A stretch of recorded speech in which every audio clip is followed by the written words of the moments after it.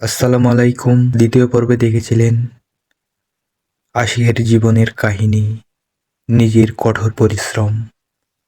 আজ গল্প বলতে শুরু করেছি ভোরের আলো হারিকেনে নিভে যাওয়া এক আশিকের রাতের কান্না, ক্লান্ত আর মন ভাঙার দু চোখ দুটো লাল। চলো গল্প শুরু করা যাক। সে ডায়েরির পাতাটা আবারও পড়ল। কালো আবার শুরু করব। আজ সে কাল আরিফ সিদ্ধান্ত নিল আগের মতো নয়, এবার নিজেকে নতুনভাবে গড়ে তুলব। নিজের ক্যারিয়ার, নিজের স্বপ্ন। স্যারের কাছে গেল, চুপচাপ বলল, স্যার আমি ফেল করেছি কিন্তু ছেড়ে দিতে চাই না। স্যার কিছুক্ষণ কিছু ভেবে বলল যে ঠিক আছে।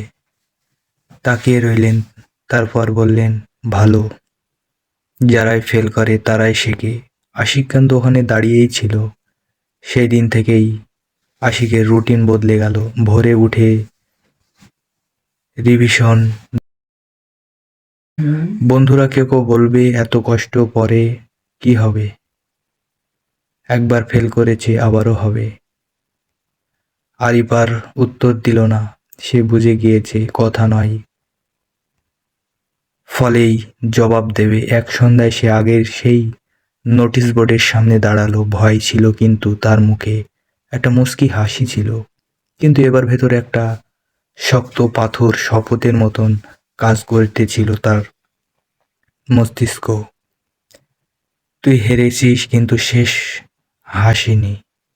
বাড়ি ফিরে মা জিজ্ঞেস করলেন, ক্লান্ত লাগছে না? আশিক হেসে বলল, লাগছে, কিন্তু এই ক্লান্তটা আমাকে বদলে দিচ্ছে। রাতে ঘুমাবার আগে সে আকাশের দিকে তাকালো। তার মনে হলো এই আকাশটা যেন আমি আজ নতুন করে দেখছি। কিন্তু বিশ্বাস ফিরে এসেছে। আর যেখানে বিশ্বাস জন্মই, সেখান থেকেই সাফল্যর পথ শুরু হয়। প্রথম সাফল্য দিন গুছিয়েছিল আশিক। এইবার ফলের জন্য নয়, নিজের ভেতরে জেদ, পরিবর্তন সবকিছু এনে নিজের সাফল্য নিয়ে আসবে, পাশ করবে, সবকিছু করবে। পরীক্ষার দিন এলো। ক্লাসরুমে বসে আরিফ আর কাঁপছিল না। এবার তার একটু শক্তি হয়েছে। প্রশ্নপত্র খুলে সে গভীর শ্বাস নিল। সব প্রশ্নে অজানা নয়, কিছু কঠিন, কিছু সহজ। কিন্তু এইবার সে আটকালো না, ঝড়ের মতন লিখতে শুরু করলো। তাই এড়িয়ে পাল্টে গেল। পরীক্ষা শেষ হলো। আরিফ বাহিরে বেরিয়ে আকাশের দিকে তাকালো। সে জানতো ফল যাই হোক, আজ সে নিজেকে হারায়নি। কয়েক সপ্তাহ পর আশিকের রেজাল্ট বেরালো। সে পাশ করে ফেলেছে। এই মুহূর্ত সব শব্দ থেমে গেল।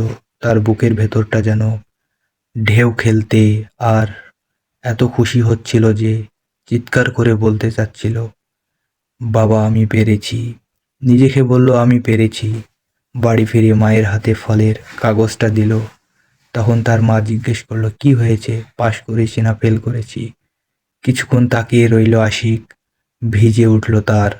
বাবার বইয়ের থেকে ফিরে কাগজটা দেখে শুধু বললেন, মা আমি পাশ করে গিয়েছি। আশিক কাছে সবচেয়ে বড় পুরস্কার। এই সাফল্য বড় নয়, কিন্তু এই সাফল্যই তার জীবনের সবচেয়ে শক্তি ভিত্তি।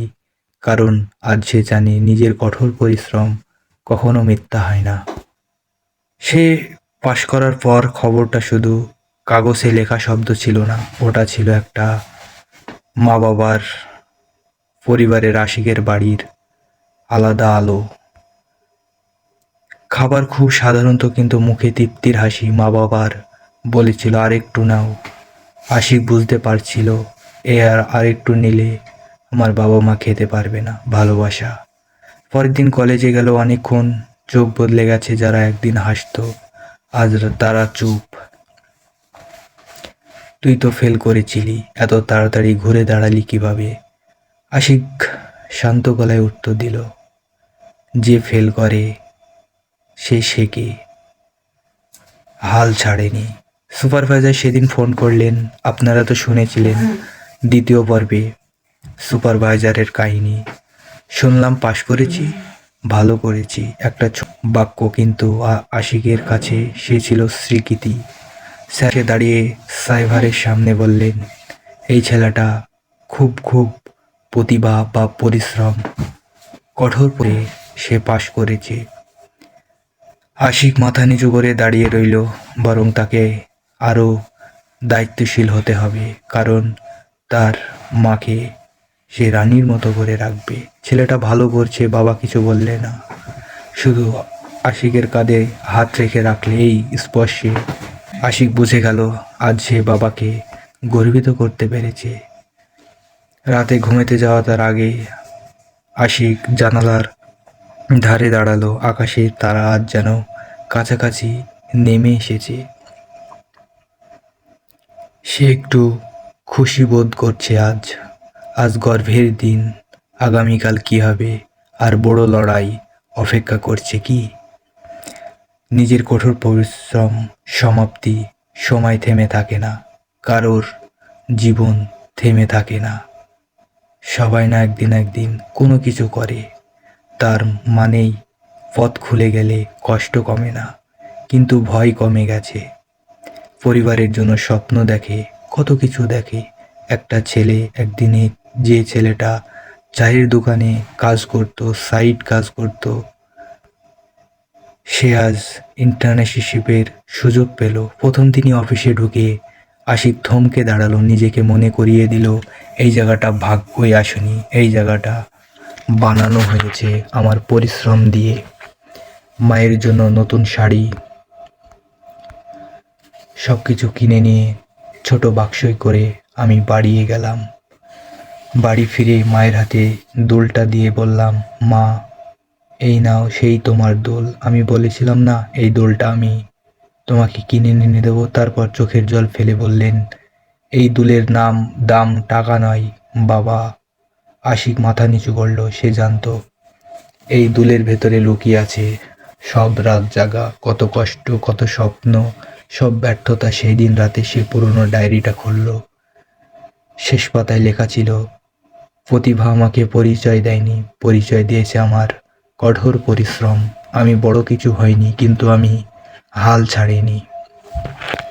আমি 10 বার নিচে এসেছি, 10 বার ওপরে গিয়েছি, এটাই আমার জয়। জানালার বাহিরে আকাশ পরিষ্কার, তারাগুলো জ্বলছে। আরিফ হালকা হাসলো, কারণ সে জানে এই আকাশের নিচে যে মানুষ নিজের কঠোর পরিশ্রম বিশ্বাস রাখে, সে কখনো একা নয়। সমাপ্তি। খোদা হাফেজ।